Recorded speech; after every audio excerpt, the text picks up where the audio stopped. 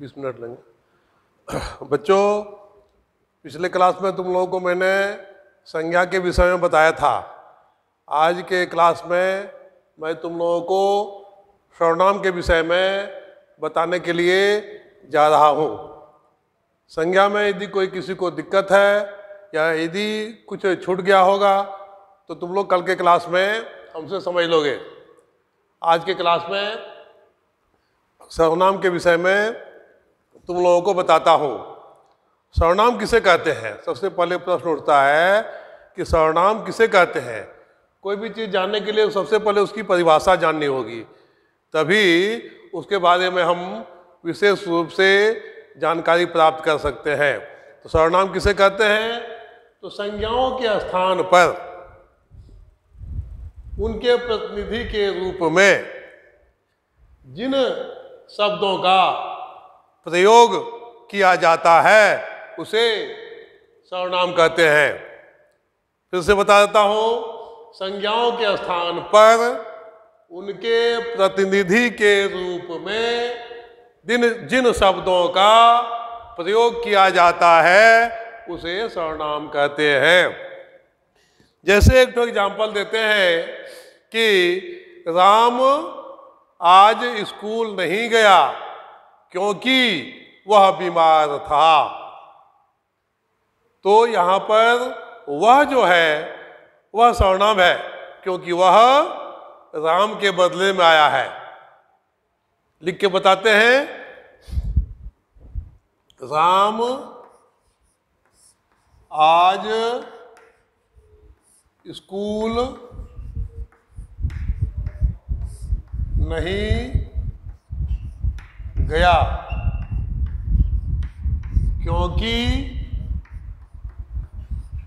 वह बीमार था। इस वाक्य में बच्चों वह सर्वनाम है, क्योंकि वह राम के बदले प्रयुक्त हुआ है। सर्वनाम शब्द की क्या विशेषता है? क्योंकि यदि एक ही शब्द का 2 बार प्रयोग करेंगे, 3 बार प्रयोग करेंगे तो वाक्य थोड़ा भद्दा लगेगा सुनने में। जैसे इसी को बोलते हैं, राम आज स्कूल नहीं गया क्योंकि राम बीमार था, तो वह वाक्य सुनने में अच्छा नहीं लगेगा। इसलिए यहाँ पर यदि वह लगा दिए तो यह अच्छा हो गया।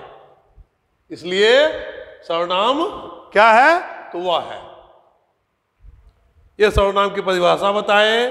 अब तुम लोग को जानना है कि सर्वनाम के कितने भेद हैं। सर्वनाम के 6 भेद हैं। कितने कौन कौन भेद हैं? तो लिख देते हैं। पहला हो गया पुरुषवाचक सर्वनाम। पुरुषवाचक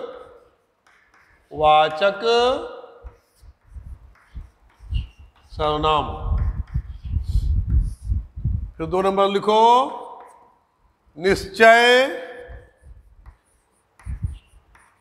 वाचक सर्वनाम। अनिश्चय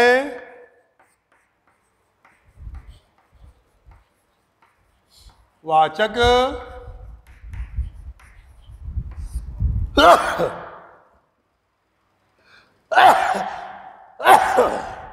अनिश्चयवाचक सर्वनाम। फिर हो गया प्रश्न वाचक सर्वनाम। संबंध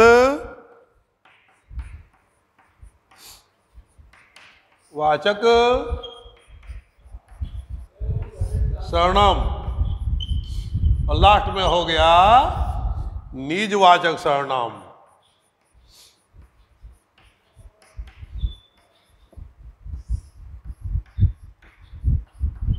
निजवाचक सर्वनाम। ये सर्वनाम के 6 भेद हैं। कौन कौन? पुरुषवाचक सर्वनाम, निश्चयवाचक सर्वनाम, अनिश्चयवाचक सर्वनाम, प्रश्नवाचक सर्वनाम, संबंधवाचक सर्वनाम, लास्ट में हो गया निजवाचक सर्वनाम। सबसे पहले तुम लोग समझो पुरुषवाचक सर्वनाम किसे कहते हैं। जो सर्वनाम किसी पुरुष अथवा स्त्री के लिए प्रयुक्त हो उसे पुरुषवाचक सर्वनाम कहते हैं। अर्थात बातचीत या लेख के क्रम में, बातचीत या लेख के क्रम में बोलने वाले, सुनने वाले या जिसके विषय में कहा जाए उसका ज्ञान हो उसे पुरुषवाचक सर्वनाम कहते हैं, है ना। इससे पता चलता है कौन कह रहा है, किससे बोल रहा है और किसके विषय में बोल रहा है। ये तीनों ही पुरुषवाचक सर्वनाम के भेद हैं। तो पुरुषवाचक सर्वनाम के भी 3 भेद हैं। कौन कौन? पहला हो गया अन्य पुरुष। पहला क्या हो गया? पुरुषवाचक सर्वनाम के 3 भेद। पहला हो गया अन्य पुरुष। अन्य पुरुष किसको कहते हैं? तो जिसके बारे में कहा जाए, जिसके बारे में कहा जाए उसे अन्य पुरुष कहते हैं। जैसे वह, वे लोग, वे सब। अन्य पुरुष में क्या क्या हो गया? वह, वे लोग, वे सब। जैसे हम कहते हैं कि वह खेलता है, वह किस पुरुषवाचक सर्वनाम का भेद है? तो अन्य पुरुष। दूसरा जो होता है उसको कहते हैं मध्यम पुरुष। मध्यम पुरुषवाचक सर्वनाम किसको कहते हैं?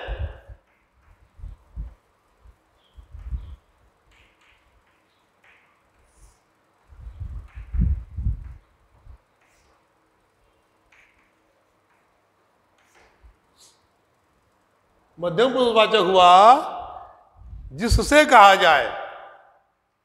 जैसे तुम, तुम लोग, तुम सब, आप, आप लोग, आप सब। तुम, तुम लोग, आप लोग।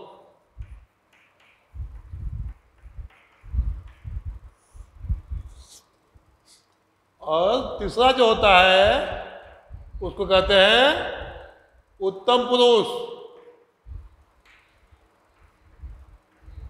उत्तम पुरुष वाचक। उत्तम पुरुष वाचक में क्या हो गया? उत्तम पुरुष वाचक किसको कहते हैं? जो वक्ता हो, जो बोलने वाला हो। जैसे मैं, हम लोग, मैं, हम लोग। ये हो गया उत्तम पुरुषवाचक सर्वनाम। तो बच्चों तुम लोग जान गए कि पुरुषवाचक सर्वनाम के 3 भेद हैं। पहला हो गया अन्य पुरुषवाचक सर्वनाम जिसके बारे में कहा जाए। जैसे हो गया वह, वे लोग, वे सब। मध्यम पुरुषवाचक सर्वनाम जिससे कहा जाए तुम, तुम लोग, आप लोग। उत्तम पुरुषवाचक सर्वनाम जो बोलने वाला हो, जैसे मैं, हम लोग।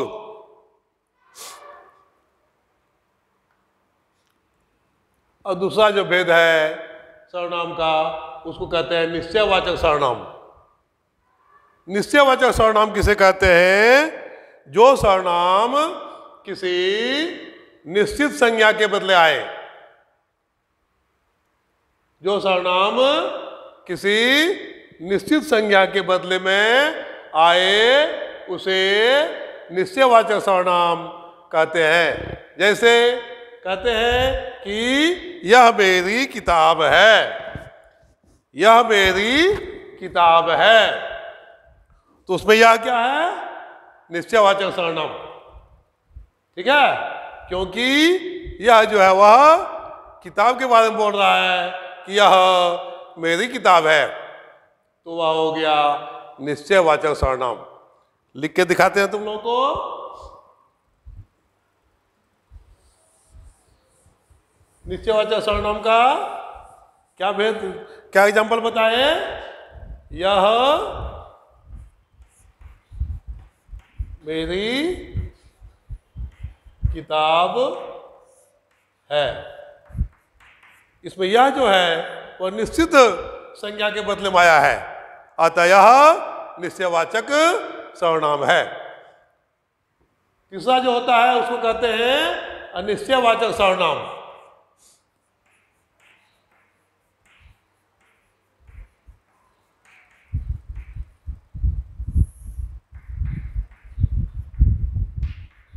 इसकी परिभाषा क्या है?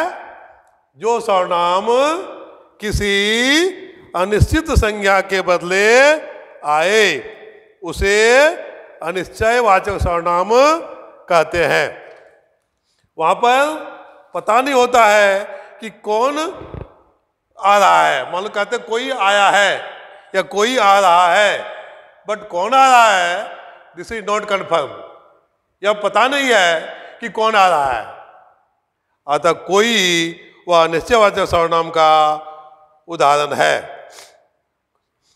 कुछ, जैसे कुछ लेते आना, तो कुछ लेते आना, क्या लेते आना पता नहीं चल रहा है, अतः वह अनिश्चयवाचक सर्वनाम है। तो अनिश्चयवाचक सर्वनाम कोई और कुछ से होता है। जैसे एग्जांपल देते हैं, कोई आया है, तो कोई हो गया। दूसरा है कुछ लेते आना। अब कुछ लेते आना, क्या लेते आना पता तो नहीं है बच्चों, अतः यह अनिश्चयवाचक सर्वनाम का उदाहरण है। तो तुम लोग जान गए निश्चयवाचक किसे कहते हैं? जो किसी निश्चित संज्ञा के बदले में आए। यह दो प्रकार से होता है, एक होता है निकटतम और दूसरा होता है दूरी का बोधक कराने वाला। निकटतम पदार्थ का वाचक और दूसरा होता है दूरवर्ती पदार्थ का वाचक।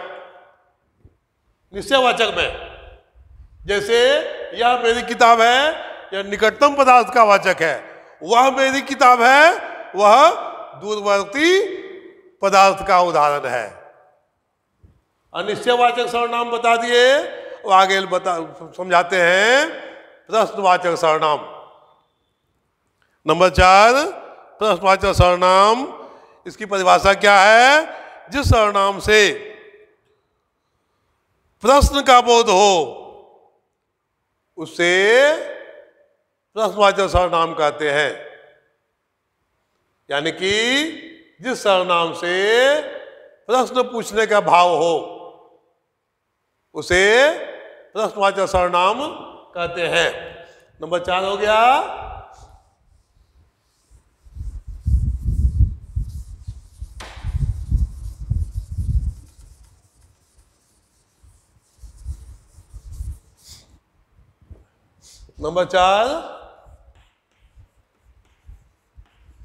प्रश्नवाचक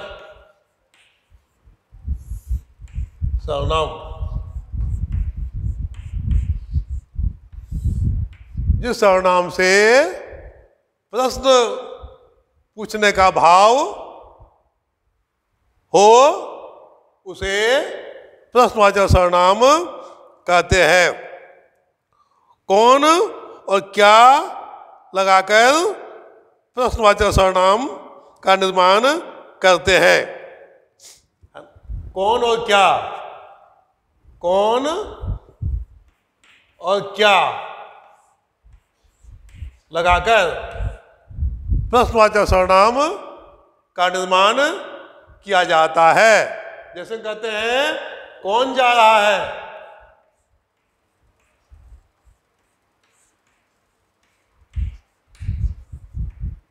क्या ला रहे हो,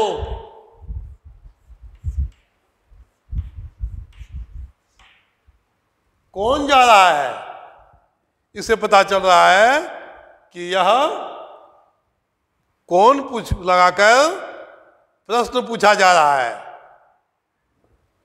क्या ला रहे हो, इसमें भी प्रश्न पूछा जा रहा है। तो कौन और क्या प्रश्नवाचक सर्वनाम का उदाहरण है। प्रश्नवाचक सर्वनाम में अंत में प्रश्नवाचक चिन्ह साइन ऑफ इंटरोगेशन का प्रयोग किया जाता है। तो कौन और क्या में क्या अंतर है। कौन का प्रयोग प्रायः मनुष्यों तथा कीड़ों मकोड़ों, मनुष्यों के लिए कौन का प्रयोग प्रायः मनुष्यों के लिए और क्या का प्रयोग पशुओं, कीड़ों मकोड़ों, निर्जीव पदार्थों के लिए किया जाता है। कौन का प्रयोग केवल मनुष्य के लिए होगा और क्या का प्रयोग पदार्थ के लिए होगा, जानवर के लिए होगा, कीड़े मकोड़े के लिए होगा। यही कौन और क्या में अंतर है।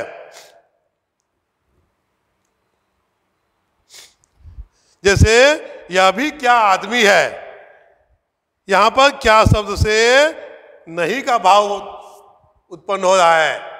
क्या शब्द से कहीं कहीं नकारात्मक अर्थ उत्पन्न होता है। यह क्या आदमी है, यानी कि यह आदमी नहीं है ना। तो इसके आधार पर हम क्या से वाक्य निर्माण करते हैं। अब पांचवा जो है उसको कहते हैं संबंधवाचक सर्वनाम। संबंधवाचक सर्वनाम किसे कहते हैं, इसकी परिभाषा क्या है, ये पहले तुमको जानना होगा।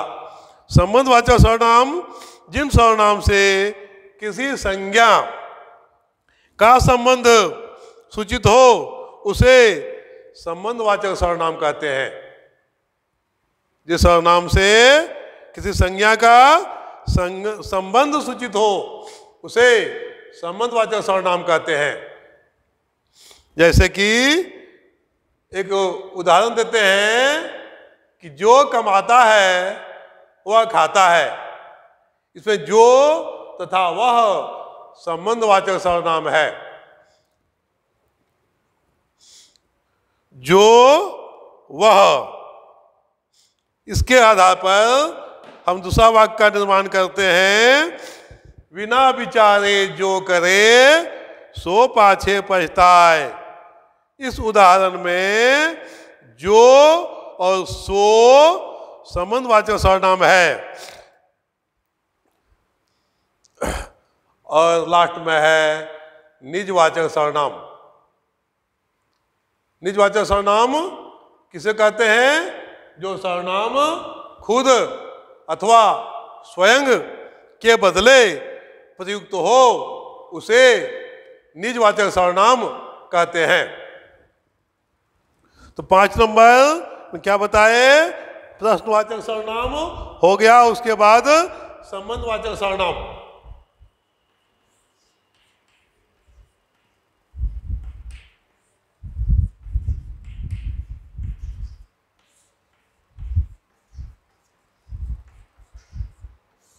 जो dot dot dot dot so या वह।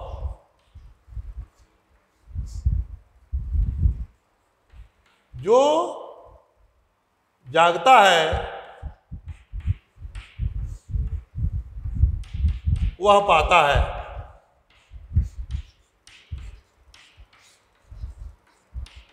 इस उदाहरण में जो तथा वह किस सर्वनाम का उदाहरण है? संबंधवाचक सर्वनाम का उदाहरण है। और अंत में हो गया निजवाचक सर्वनाम।